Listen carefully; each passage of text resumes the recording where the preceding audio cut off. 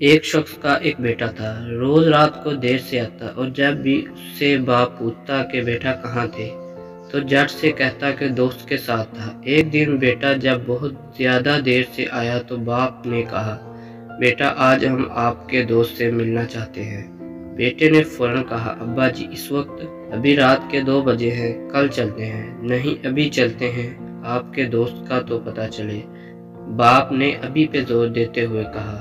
جب اس کے گھر پہنچے اور دروازہ کھٹکھٹایا تو کافی دیر تک کوئی جواب نہ آیا۔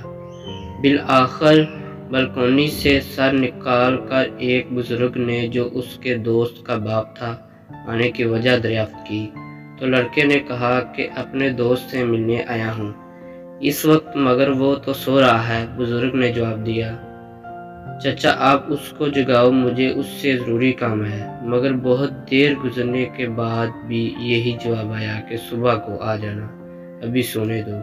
اب تو عزت کا معاملہ تھا تو اس نے ایمرجنسی اور اہم کام کا حوالہ دیا، مگر آنا تو دور، دیکھنا اور جھانکنا بھی گوارا نہ کیا۔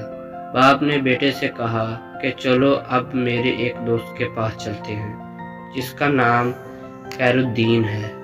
دور سفر کرتے اذانوں سے ذرا پہلے وہ اس گاؤں پہنچے اور خیرالدین کے گھر کا دروازہ کھٹکھٹایا، مگر جواب اس نے زور سے اپنا نام بتایا کہ میں الادین ہوں، مگر پھر بھی دروازہ ساکت اور کوئی حرکت نہیں۔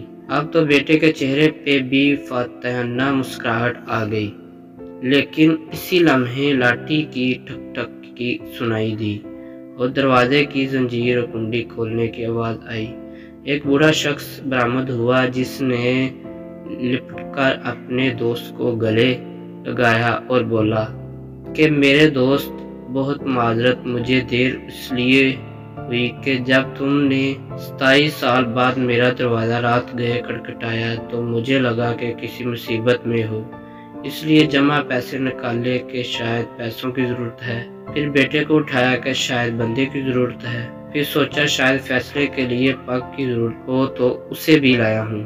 اب سب کچھ سامنے ہے، پہلے بتاؤ کہ کس چیز کی ضرورت ہے۔ یہ سن کر بیٹے کی آنکھوں سے آنسو آ گئے کہ ابا جی کتنا سمجھاتے تھے کہ بیٹا دوست وہ نہیں ہوتا جو رات جوگوں میں ساتھ ہو، بلکہ وہ ہوتا ہے جو ایک آواز پر حق دوستی نبھانے آ جائے۔ آج بھی کئی نوجوان ایسی دوستیوں پہ اپنے والدین کو ناراض کرتے ہیں، باپ کے سامنے اکڑ جاتے ہیں،